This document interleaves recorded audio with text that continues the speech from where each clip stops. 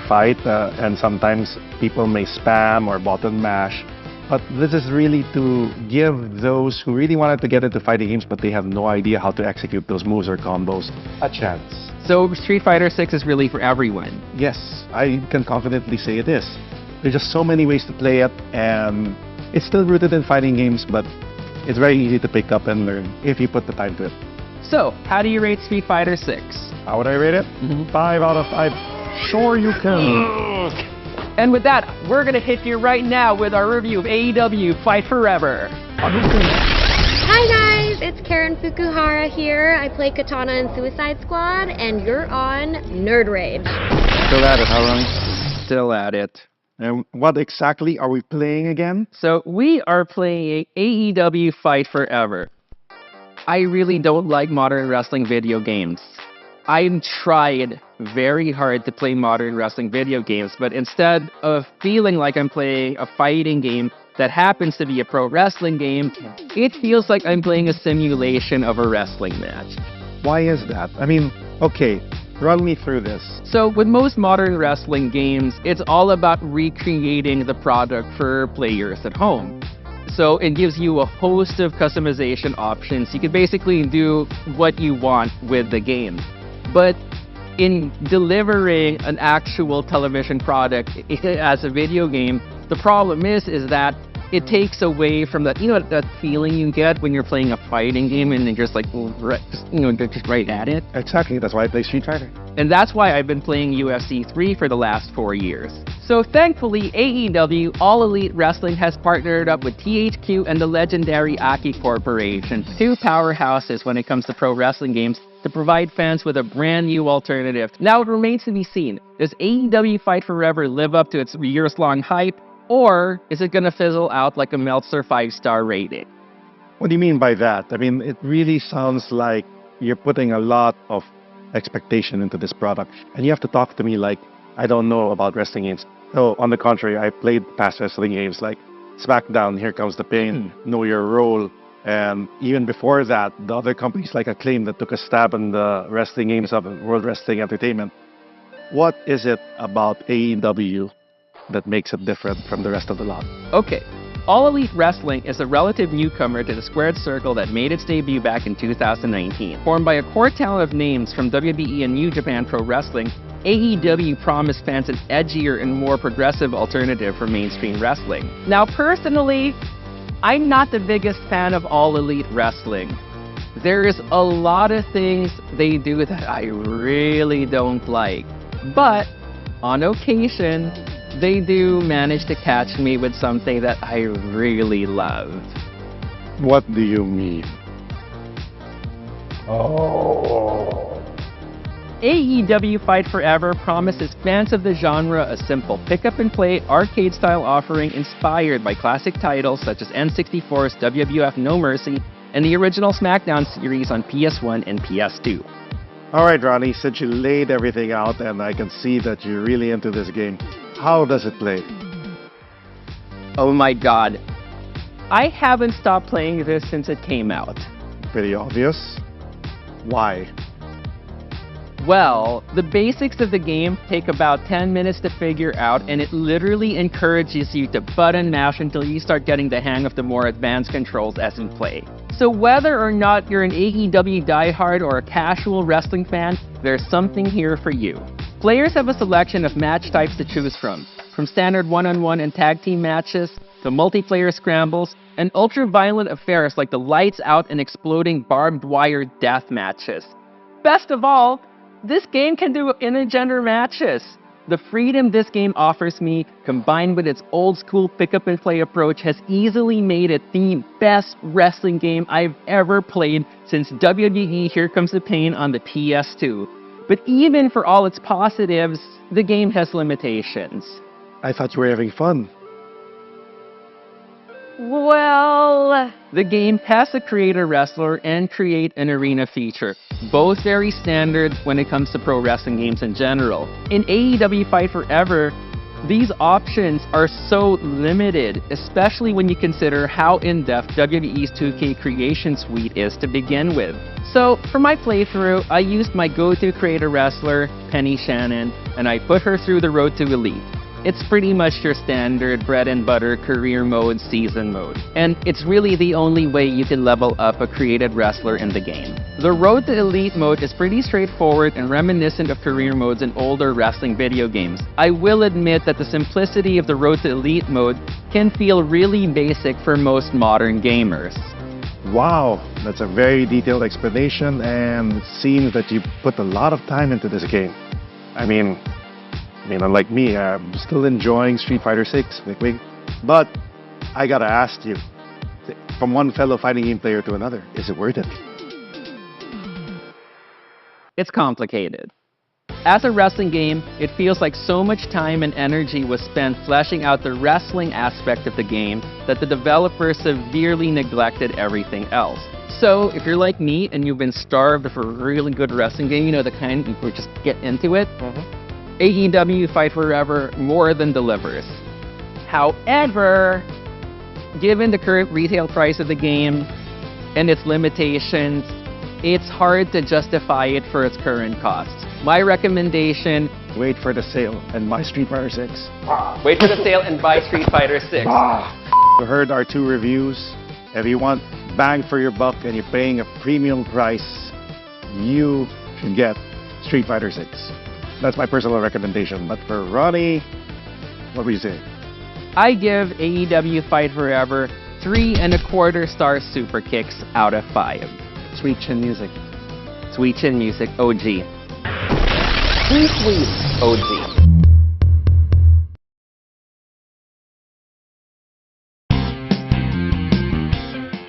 RJ Guitar Center is now the exclusive distributor of Donner USA, Amazon USA's top seller.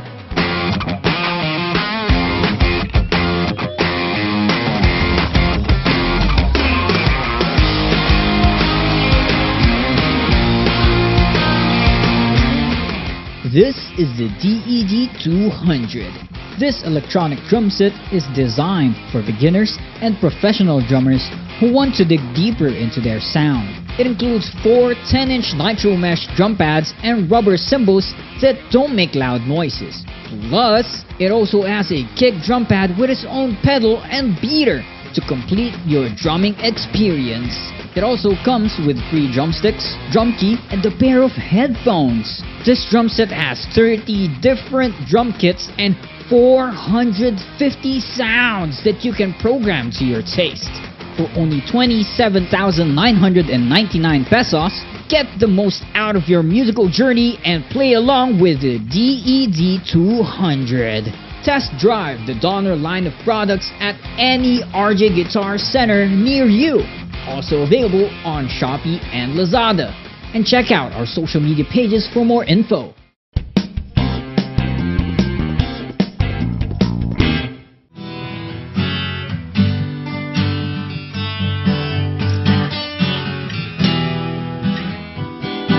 This is our brand new acoustic guitar that just arrived. It has a solid top. You know, most acoustic guitars have layered wood, yung parang composite. They don't really use a solid top because it's more expensive. This is a solid spruce wood here, so it reflects the sound better. And it has an RJ EQ. We have a different model. Solid wood. Now, some it's just the top that's solid. The others, the whole body is made of solid wood because most acoustic guitars are made from composite wood. Big sound. Solid body and solid top. Solid mahogany and solid mahogany body. If you can look at this part right here at the top of the body, yeah, that's it has this radius armrest. Shaved off, yeah. Shaved for off. the armrest. So so it's easier and more comfortable for your arm when you're playing the guitar. EQ of this guitar is what we call the RJ Premium EQ. So very high quality EQ. It has a 3-band equalizer with a phase and a tuner, and also a tuner. And also this is made from the same factory that makes Fishman, licensed Fishman factory.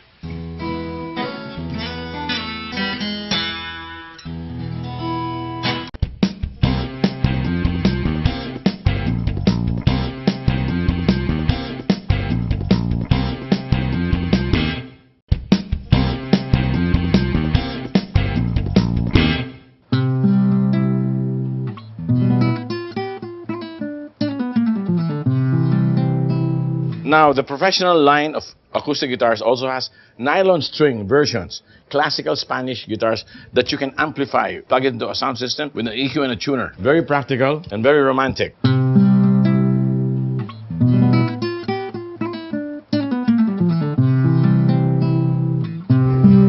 Maalaala mo kaya na may utang ka sa akin? See? Very romantic. At mababayaran pa yung utang niyo.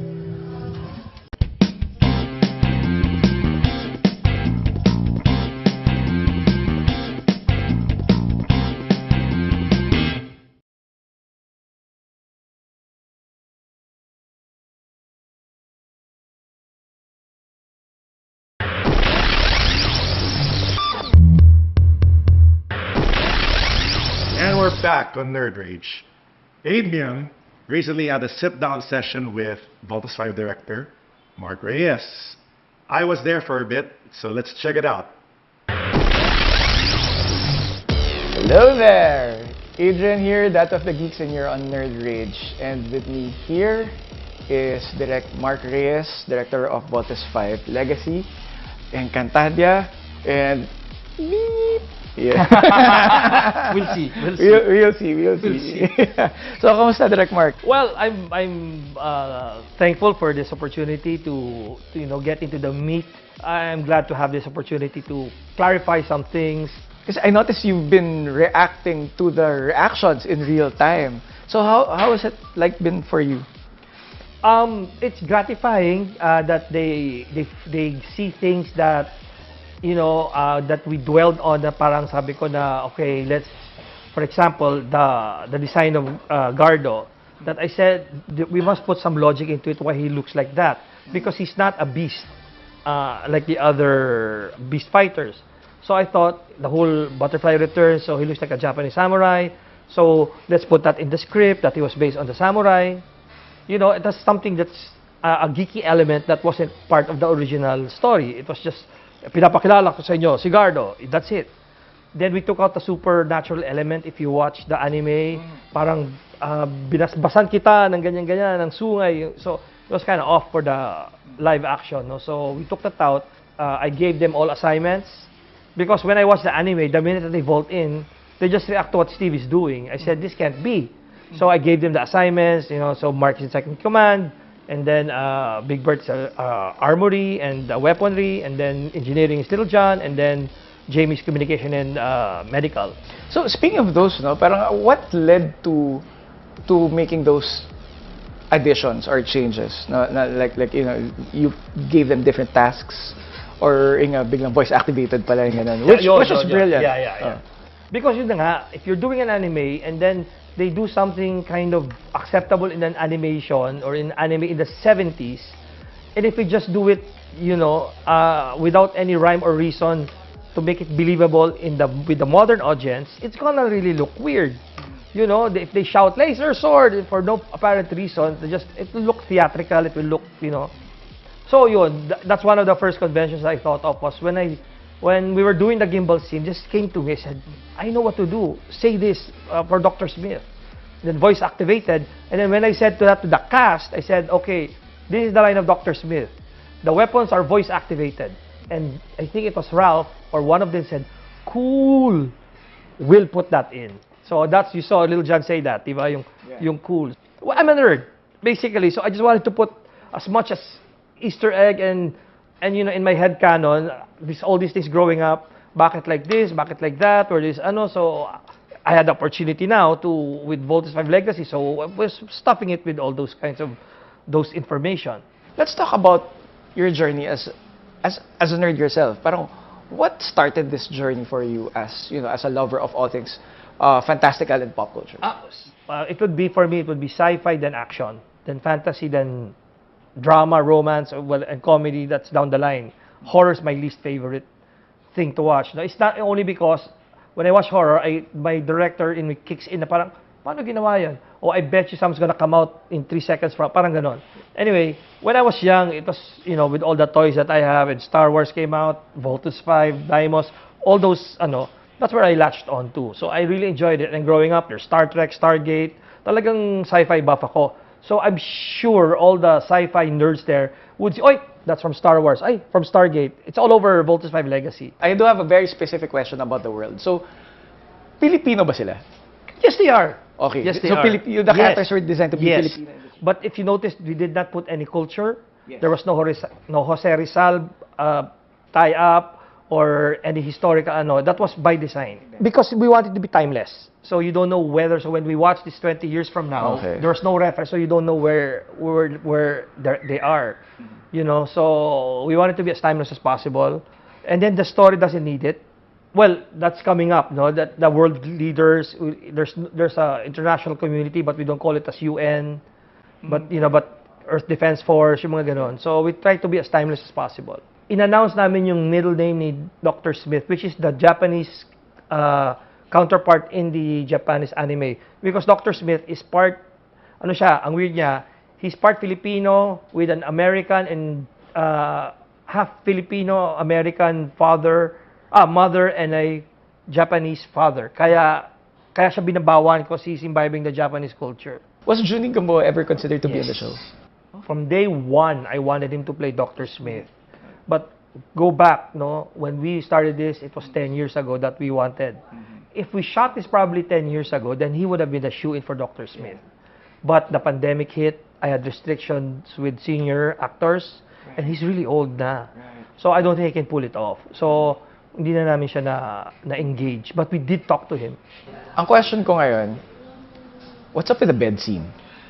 The bed scene, we felt, it was written by because, you know, I know we're PG naman yung show, no?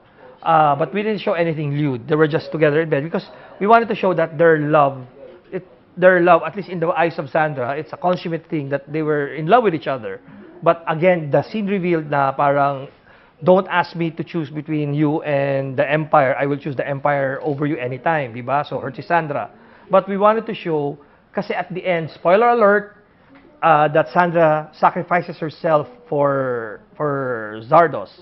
We have to show that it's that level. Again, our market is not only kids, but you know, the titos and titas of Manila. So we must have that adult level of content.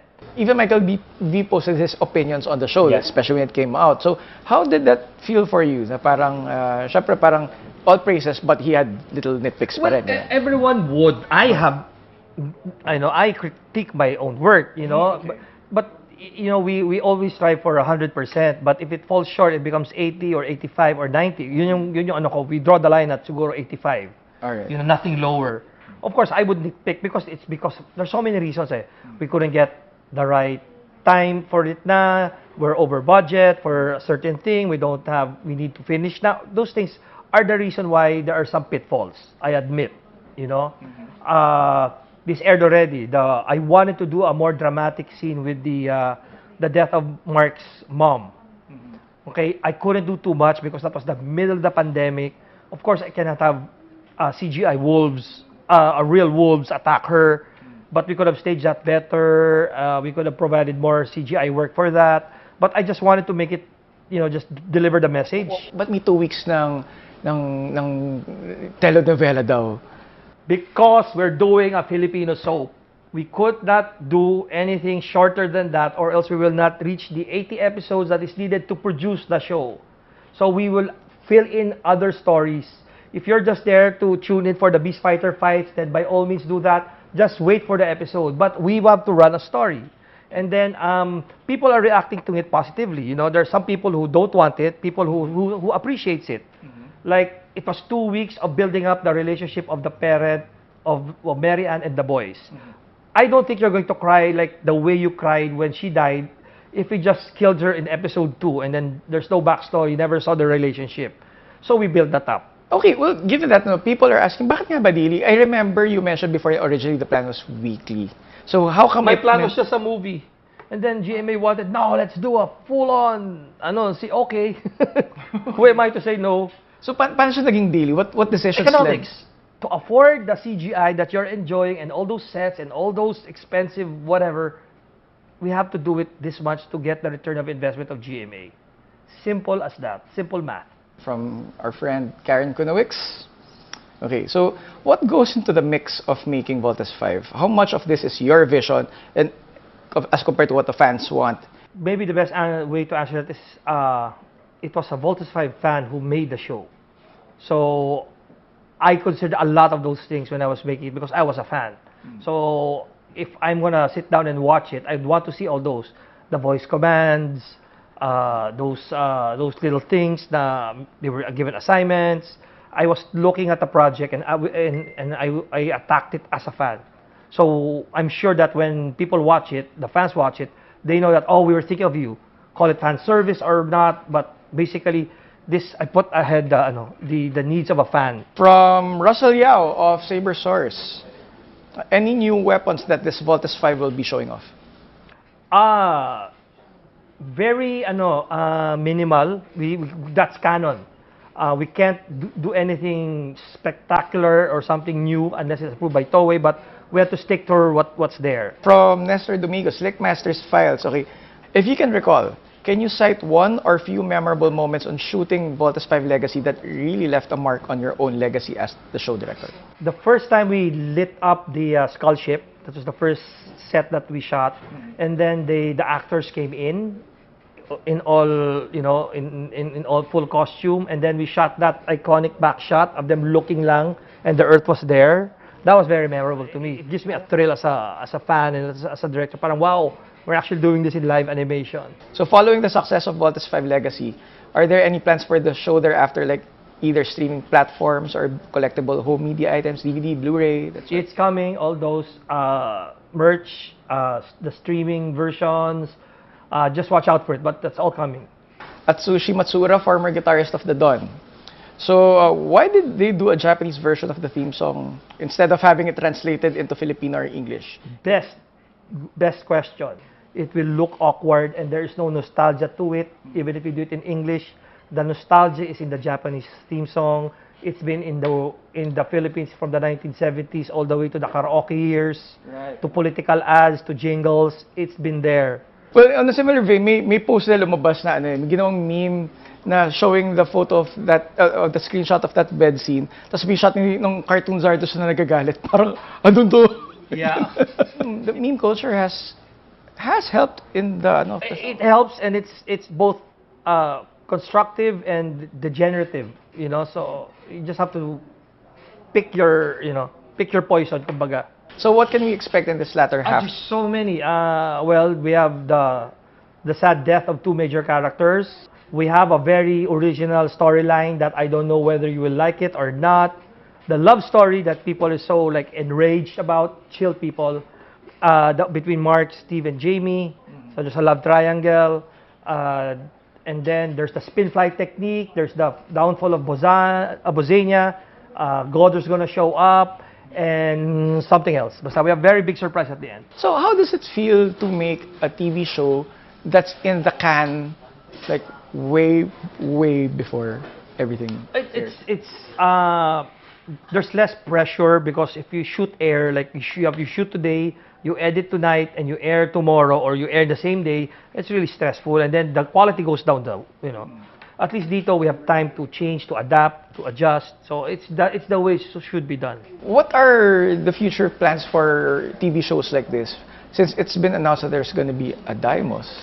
Well, it's been announced that I don't know whether they're pushing through with it at this point. Again, it's beyond my pay grade.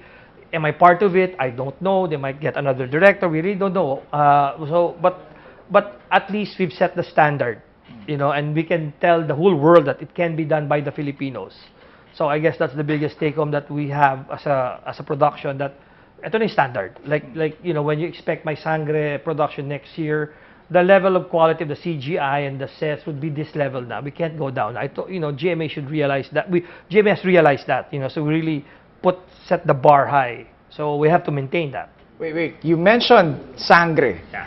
Yes. So what's it gonna be about? It's not a reboot or whatever. No, it is the continuing story of where we left off in 2016. It is now in 2016, if you guys recall, we showed the children, the offsprings. So this is their story now. So we showed the next generation of Sangres, And then we have the old Sangres, because no one dies in Encantadia. So think of an endgame type of situation that they're all together in one scene, maybe. The same Sangres from 2016? Or are we Yes. talking about the OG? No, Sangres? 2016. So sila Kylie, sila Sanya, yan. Yun, that group. That's our universe now. If I do a flashpoint kind of thing, I could bring in the original Sangres of 2006. That will be an interesting thing to do, but we'll see how that plays out. Thank you for watching and still watching. Continue watching Voltes 5 Legacy. We did this for you, for the Filipinos. I know that the whole world is excited about it. You have to be proud of it. That is purely 100 Filipino-made production. Like we said, GMA spent so much on it. And you see the product naman, and then hopefully you enjoy the whole run until episode 80, which is sometime in August. Thank you, Direct Mark, Thank you. for granting us this interview with you, because we've been wanting to ask you so many I know. things. Time is baka maybe we can have a part 2. So as we go along. So Yes, especially Maybe- closer to the end. Yes, yeah, maybe closer to the end. So we can set up the finale very nicely. Yeah. Anytime. All right, so there you have it, guys, on Nerd Rage. Direct Mark Reyes of Voltes 5 Legacy. This is Adrian Arcega, that of the Geeks, and we'll see you guys. What? I can't believe you asked him about that, Ian. That spicy Ian. But I am ready to vault in. With It's what? so interesting. it's so riveting. It's giving telenovela.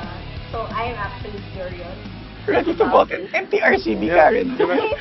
Anyway, with Voltes 5 Legacy coming to a close this August, we will have a part 2 of this interview with Direct Mark Reyes. So watch out for that. Thank you to Whistle Toys Green Hills for accommodating us in this interview. Yo, that's my hood! And Whistle Toys is located in S-2004, second floor, Shopsville at Green Hills Shopping Center. Yay! So Whistle Toys also has additional branches over in Estancia Mall in Pasig City. They have another one in Santa Rosa, Laguna, and another one also in Lucena City in Quezon. So if you're around there, please check out Whistle Toys. And Whistle Toys, thank you so much for the opportunity. Nerd Rage will be back after the break.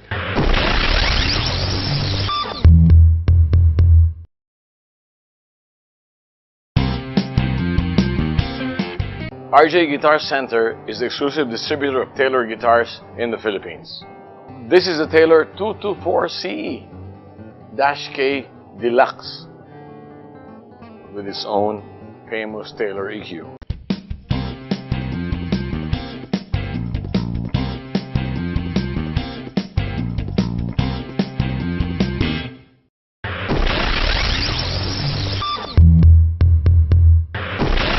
And welcome back to Nerd Rage. It is time for our newest segment, Green Spot! We're supposed to say it together. Okay, One, I'll two, do this, and then when I do Okay. this, okay. Okay. Green Spot! Okay, on Nailed it. There we go. On Screen Spot, we're basically going to be checking out all the latest TV shows, movies, whatever it is, video games, and we're going to decide, is it worth it? Is it worth our money? So, the first thing we have to talk about, which is on everyone's mind right now. Okay, I'm getting really excited here because we were all over analyzing this over the weekend. Barbenheimer. It's why I'm dressed this way. Not Barbie, not Oppenheimer. Barbenheimer! So, okay, there is a lot of ways to go about this. So let's start it off by kind of establishing our panel right now. All right. So everyone looking at the camera right now, that camera, the main, looking, okay. So everyone looking at the camera right now, please raise your hands if you've seen Barbie. Okay. All right. Raise your hands again if you've seen Oppenheimer. Okay. I'm sorry, I I wasn't able to watch. Actually really good because now we have a very diverse spread here of opinions and a Yep. lot of ways to go about this. So this will be really great in determining whether one's more worth it or the other, or if collectively Barbenheimer is really worth our attention and our money. So let's start talking about Barbenheimer first. Who wants to give us the rundown on what Barbenheimer is? What is this phenomenon? Karen, please take it away. I'm dressed this way every day. She is. This Barbie is excited. So Barbenheimer is the couple name, the love team name of Barbie the movie and Oppenheimer because they released on the same release. This sounds wrong. So Barbenheimer is the couple / love team name for Barbie the movie and Oppenheimer, which dropped on the same day, July 19. In the States, it dropped July 21. This is quite a phenomenon because they have such contrasting genres and vibes. One is all about, your hero's journey and, the overcoming the odds. And the other one is Oppenheimer. Somebody who saw Oppenheimer, and I enjoy Christopher Nolan films, it is not a happy film. So if you're into biopics and you want to find out about the life of J. Robert Oppenheimer, who was masterfully played by Cillian Murphy, I suggest you watch that, especially in IMAX. There are moral and ethical lessons to be learned from that, as well as what you do when you open Pandora's box. Because that's exactly what happened when Oppenheimer built the atomic bomb. The US Army used it to drop bombs in Hiroshima and Nagasaki. Kaboom! Yes. Ooh. So, Very, very unfortunate. very unfortunate. It's not a happy film, but it was masterfully made, and you have an all-star cast including Florence Pugh, Emily Blunt, Robert Downey Jr., Matt Damon, just to name a few. Yeah, the guy from Diary of a Wimpy Kid. Yes. The Diary of a Wimpy Kid, that guy was there. He was there. The guy from Sky High was there. Isn't it nice to see the cinema thriving again? Oh, definitely. It's bustling with viewers. Definitely. And you know where actually, you don't even know which one they're watching because I saw people in pink and they were like, 4 for Oppenheimer, please.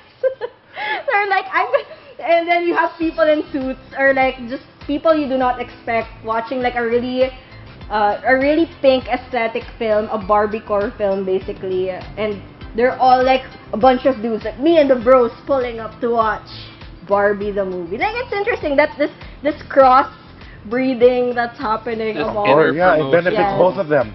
And so considering I've only seen Barbie, I was never able to watch Oppenheimer yesterday because sold out. Yep. Again, good for the film industry or good for Hollywood. Good for Hollywood. Good for Hollywood Yeah. now, yeah. Good for Hollywood. But good for theaters here also. Yeah. What I loved about Barbie was the fact that it served as a very entertaining way to get into gender studies 101. They were highlighting Ken, what's his role in Barbie, and of course, root word, patriarchy. You'll see it there. And matriarchy. Yeah. Actually, they put both the extreme gender supremacist ideals. Yes. They showcase both of them. And, the point is, it hurts both men and women and all the identities within the spectrum. Mm-hmm. Because to achieve that kind of balance, you have to, make we need equality for all. Exactly. Hindi yung parang we will lord it over someone else. Dapat may hindi aangat. So it's so confusing to me that there are people criticizing it, saying, "Oh, it's pushing a feminist agenda." Poor Ken, poor Ken and his abs. While it also makes commentary on capitalism and how Barbie was marketed brilliantly, may I add. When you watch that film, you can see that it's also toxicity if you push one agenda over the other. It really has to be a balance. And Yeah. That's actually one of the great takeaways for me when it comes to Barbenheimer in general. Visually speaking, and even when it comes to their source material, they're both very different stories. yes. at their core, they're very different stories. They're both very they're hyper stylized in their approach. One of the best things about the approach of Barbie is that in that opening scene, no real spoilers here, but the way you're introduced to Barbie world is the way people would actually play with those actual dolls and interact with those it reminds you actual of play the sets. commercials. Exactly, Barbie that I exactly. watched as a kid, Yeah. and that were like aspirational to me. Like, I want to get one. That was so great about it because, you know, when you look at, you know, movies that come from popular toy franchises, you know, they really take those extra steps to really make the world feel lived in, like it's real, like it's tangible.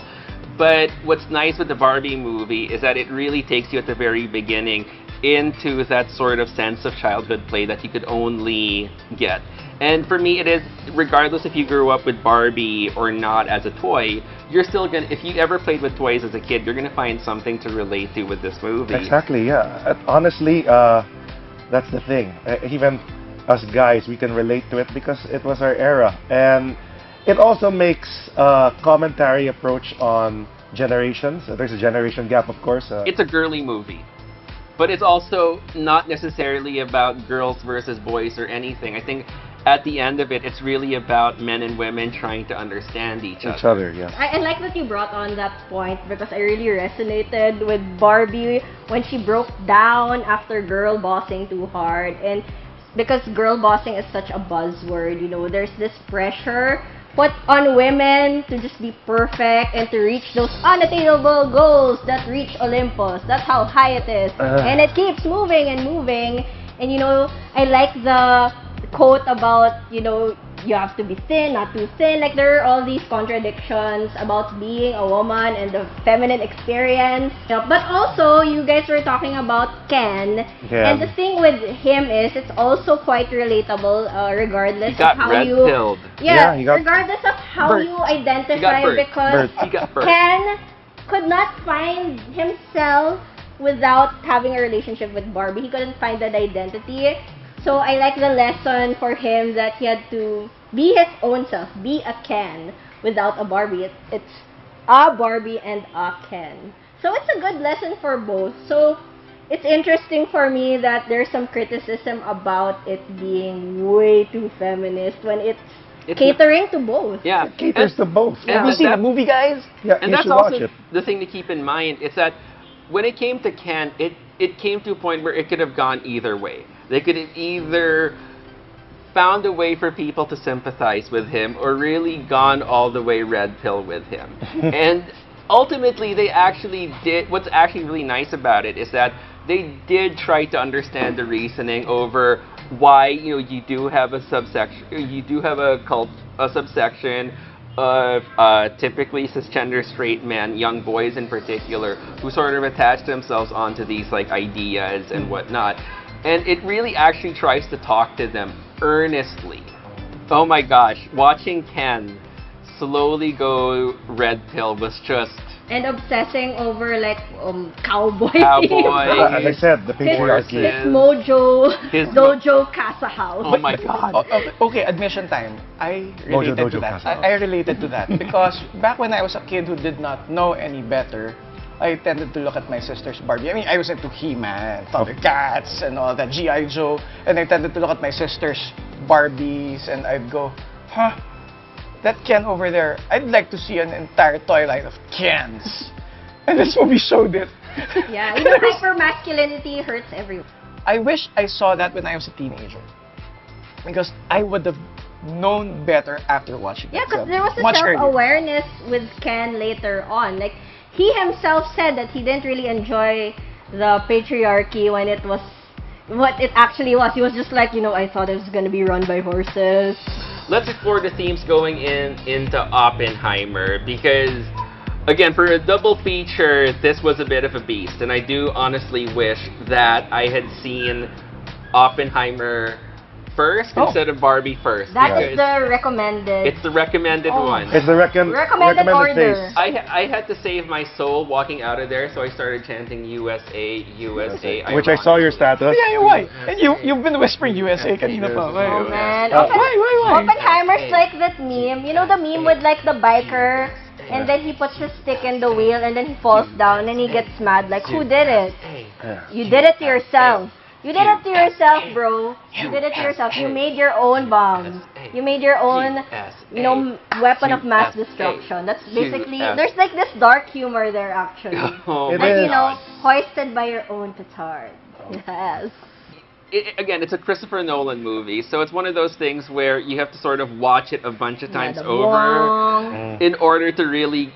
Because there's a lot going on. I don't know if you guys agree with me. It sort of felt like it was two different narratives coming together at once that was drawing together into a conclusion. Yes.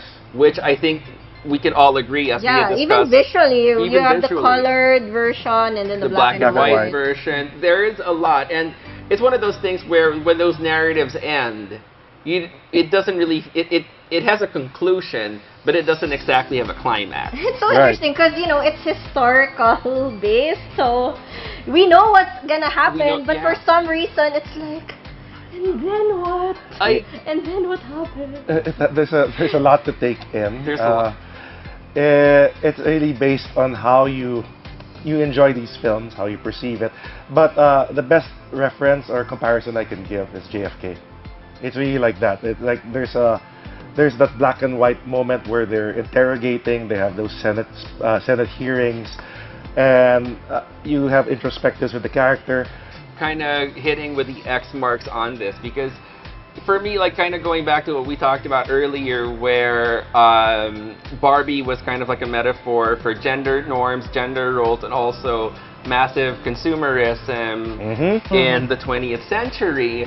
Oppenheimer, for me, has it has two overarching narratives that go against each other. For me, the first one, which you really see during the interrogation sequences with Robert Downey Jr., for me, it sort of feels like this much-needed conversation America needs to have with itself over its paranoid obsession with communism. Yeah, like a call-out, right? It's a major call-out. It's a fear of others in general. Fear of others in general. It really went into that script. So you have that one narrative going through it, which I think is a very important narrative today. I mean, considering the sort of political climate you have in the United States.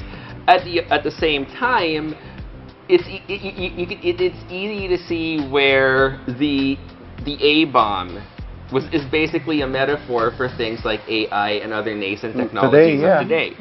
So these are it's interesting because we have these two big blockbuster movies, both put together for the most part by couples, both attaching themselves onto themes and figures from the 20th century that still resonate with us strongly today. So I think that's probably like one of the big strengths of the whole Barbenheimer phenomenon, the way it just... Things change, but things also didn't change. And they stay the same. It's like a cycle. It's a cycle. It's more things change, the more they stay the same. It's IMAX, so I would highly recommend watching Oppenheimer in IMAX. It was built for the format. You're going to want to smoke after that. You're just going to want to have a cigarette. Can I just bring up something very interesting? I like the non-verbal acting that was going on because they were doing the investigation. You see Cillian Murphy in the background the whole time that people are like talking smack about him and roasting him. And he's just there and he has RBF and he's just like... Let me try that. Di ba may close-up si Cillian? Yeah, it's so funny because in the background he's just like... it's... Yeah, basically those cheekbones were popping, the eyes were gazing, and it was just such an interesting way of blocking where you can see him all throughout. He didn't have any lines, he was just basically facially reacting to people talking smack. I mean, that's probably my face if people were like dragging me through the mud. I'm like I would have been like... He was reacting to all the noise. He was blocking the noise out. And Cillian Murphy lost a lot of weight just to look like Oppenheimer. He looks very gaunt. And I agree with Ronnie about, I don't smoke, but it feels like you need some sort of releaser. Like, I would probably be emotionally eating or something because it's mentally and emotionally draining to go through those 3 hours. It's mesmerizing, but it's not a happy movie, and that's why it also gives weight to his famous quote, "I have become death, the destroyer of worlds." I am Barbie, destroyer of worlds. There you go. But you know what? I think it needs to be said that the Philippines was a beneficiary of the atomic That's bomb. true. yeah. Yeah. But was there a better way of going about things without, killing innocent lives? That's the big question. That's the now. big Big question. question. It's a very moralistic and ethical question that everybody asks. I think for Really questions good. like this, because I used to wonder about these things myself when I was in college and stuff, it's hard to have an opinion on it because we weren't there. Yes. I usually find for like questions like that, it's like if you can find someone who survived, who was there during, Yeah, like the veterans. like the veterans, or even like someone who was a kid during World War, because they, some of them still exist up to now. Well, they like I'm talking about them like they're dinosaurs. Okay, they are. No, okay, I'm gonna be quiet before I go any further. Don't dig that hole. Yeah, because they brought Yeah. up something like, okay, because they were having second thoughts about creating the bomb. Yep. And they're always saying, like, the argument is always like, okay, if we don't do this, someone else is gonna do it. That's And it's gonna be much worse because they're gonna do it for evil things. Mhm. So don't you wanna be ahead of them and create it? But then again, if you create it, it's gonna be like an arms race now. So everyone's scrambling to have their own Moral version of and it. ethical dilemma and justification.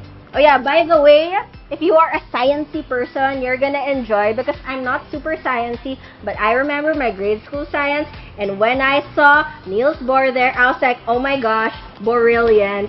I recognize this guy. I actually know him. And that's why I understand when people say it's the Avengers for nerds, because there are so many scientific minds there. I mean, people were losing their mind when they saw Albert Einstein. Like in the Albert cinema there. where I was watching, every time Albert Einstein, old Al, was on the screen, people were shouting like, woo! Like he's about to like lay down the law. Like people threw him like the Captain America shield, and he's about to like throw down That's a against, good comparison. against the Axis powers. It's crazy. So we shared our opinions on the movie. What's our rating? Let's start off with Adrian, who's going to be rating Barbie. Because of the enlightenment that I got from Barbie and Barbie Land and being Kenneth, I'm going to give it 5 Barbie dream houses. I will give it 5 mushroom clouds. Ooh. All right, and last but certainly not the least, Karen, with your ultimate Barbenheimer review. What's your ultimate Barbenheimer rating? Barbenheimer is an experience you do not want to miss, so I will give it 10 horses. Tigadig, tigadig, tigadig, tigadig. Come on, Barbie, let's go party. Come on, Bobby, let's go party. Woo! And that's it for our pilot episode. And if you missed this show, don't worry, because you can still catch the replays on Fridays and Sundays. And for more Nerd Rage, you can always check us out on the Rock of Manila TV Facebook channel. Or if you don't even have the attention span for that, you could watch us in bite-sized little pieces over on our Facebook and our YouTube page. Or our official website at www.nerdrageph.com. Once again, this is Adrian, Tattoo of the Geeks. Tim, Pop Culture Crusader. Veronica, that 90s chick. Karen, your geeky Barbie, and we'll see you again next week right here on Nerd Rage! Here on Rock of Manila TV. Yay! Bye-bye now. Bye. Bye-bye.